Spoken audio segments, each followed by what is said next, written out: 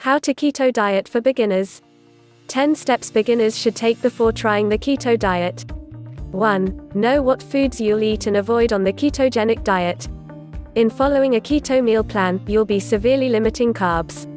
Start off with between 20 and 30 grams of carbohydrates per day, says the New York City-based dietitian Kristen Mainline-Rode, author of The Ketogenic Diet, a scientifically proven approach to fast, healthy weight loss.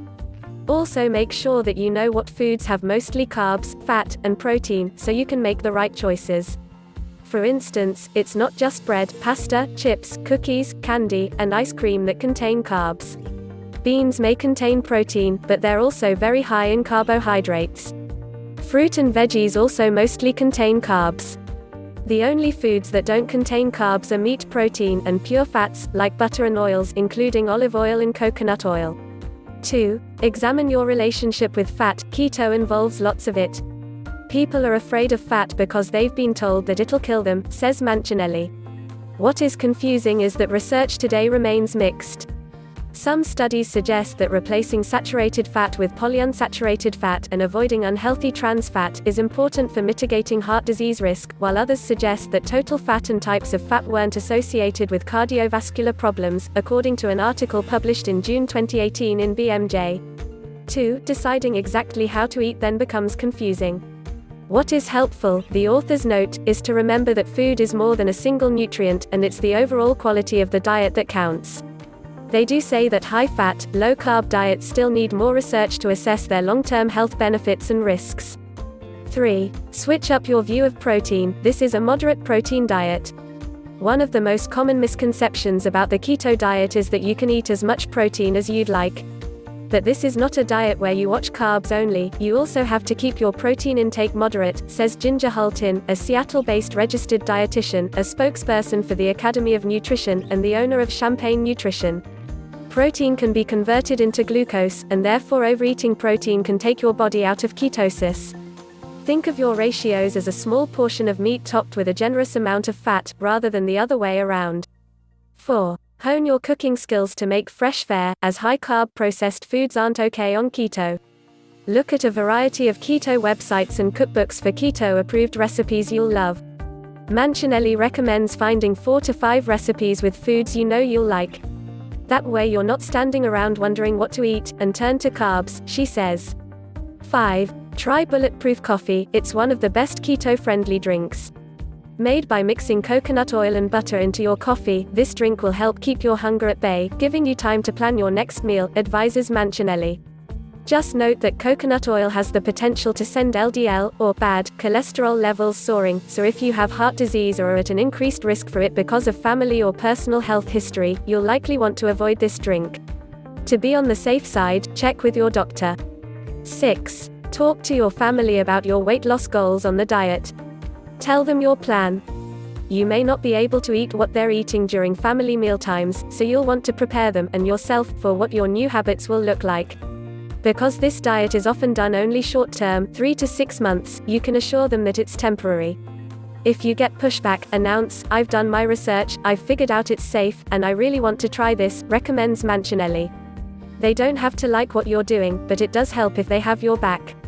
In a study published in September 2014, Research in Obesity, having the support of friends and co-workers helped dieters more successfully lose weight and maintain that loss over a 2-year period. 4. It also can't hurt if everyone knows your goals on a keto diet, so they're less likely to push office treats or suggest splitting a side of fries when you're out to dinner. 7. Know what side effects to expect, for example, the keto flu. For all the attributes of a ketogenic diet, like weight loss, there's one big side effect you have to be prepared for: the keto flu. The keto flu is a term that refers to the period after you start the diet when your body is adjusting to burning fat for energy. Some people have no problem with it and others are miserable, says Mancinelli. In the first week or 10 days, you may feel extremely lethargic in your limbs. Walking upstairs may feel impossible. You may deal with mental fog. Often, keto causes constipation, or potentially diarrhea, because of a change in fiber intake. For that reason, you should pick a start date when your week isn't crazy with deadlines and obligations. Choose a slower time when you can rest as needed. Along the same lines, you'll want to be sure to take it easy with exercise for the first week or two as your body adjusts to burning more fat rather than carbs for fuel. 8. Up your electrolytes to prevent or mitigate unpleasant keto side effects. In ketosis, Mancinelli explains, your kidneys excrete more water and electrolytes. Make sure you're getting the sodium and potassium your body needs to function well. Salt your foods, drink salted bone broth, and eat non-starchy veggies, such as asparagus, kale, bell peppers, and arugula. 9. Acknowledge when keto might not be right for you. Now that ketogenic diets have become popular, many keto hybrid diets have sprung up, including plant-based versions. One is Ketotarian, which is predominantly plant-based but includes the option of eggs, ghee, and fish and shellfish. While this approach can be healthy, Hultin cautions against trying keto as a vegan.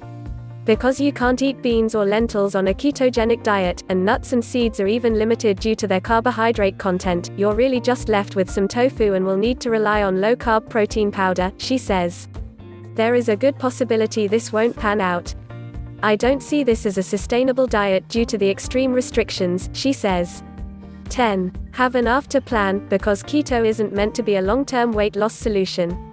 A keto diet is not a forever diet. It's designed to be short-term. While Mancinelli says that some people go on a keto diet a few times per year, others will use it to lose weight and change their eating habits.